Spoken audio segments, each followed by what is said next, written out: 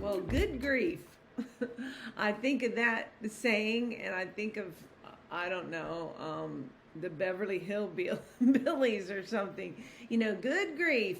And you think, my goodness.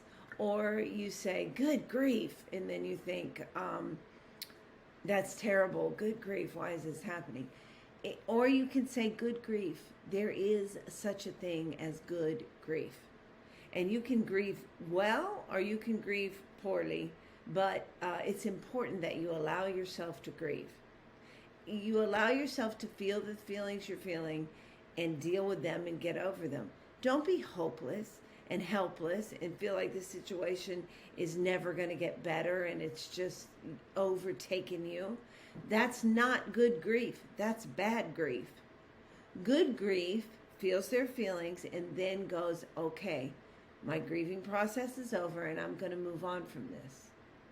If you can settle in your mind that God is good, that he's in control of everything, and that he always does what's best, it helps you to let go of things and move on from them when they're painful. It is painful. It's painful to lose a loved one or a close friend. It is, and it's hard. And I feel like I've already started, as crazy as it may seem to people, the grieving process of losing my parents. Neither one of them are sick. So it's crazy, but I think it would have been such a difficult thing for me that God has started me in that process already. I remember, I don't know, it was probably a year ago. My dad was downstairs. I live in an apartment on the back side of my parents' house. And I'm so honored to be here to help them and be with them during the end of their life. Again, they're not sick or failing, but they are older and it is the end of their life. And so I've tried to say that to myself. They're not going to live forever, and this is the end part of their life, and I want to enjoy and embrace every moment I have with them. Anyway, my dad was down here fixing something, and I just started crying. And he goes, baby, what are you crying about? And I said, one day you're not going to be here to help me do this kind of stuff. And he's like, well, Texas. But you know what? That's part of my grieving process. I want to go through that now. I want to realize that now so that I appreciate my time with them and so that I'm able to feel those feelings not so intensely when it does happen. It is going to happen. I am going to lose my parents. And there are crazy circumstances and situations where you lose your children or people that you've been close to all your life. Maybe they're even younger than you and you're like, oh my gosh, or you're sicker than them and they die first. It's a part of life.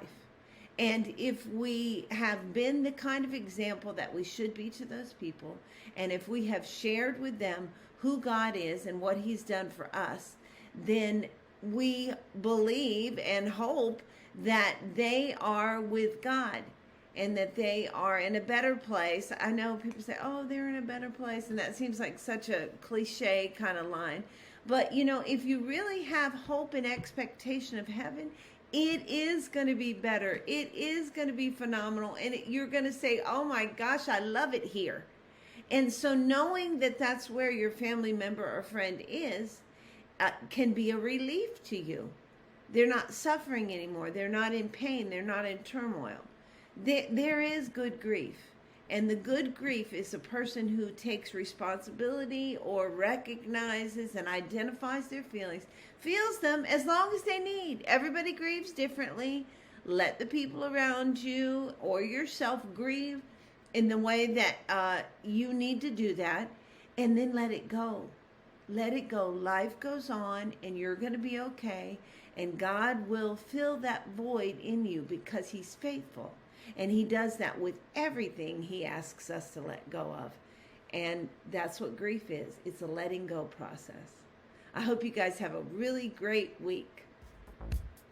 It's important that we have a reason to wake up every day. It's amazing. I've experienced it, and so can you. Take your feelings to him. He's good. You can do it. It'll make a difference.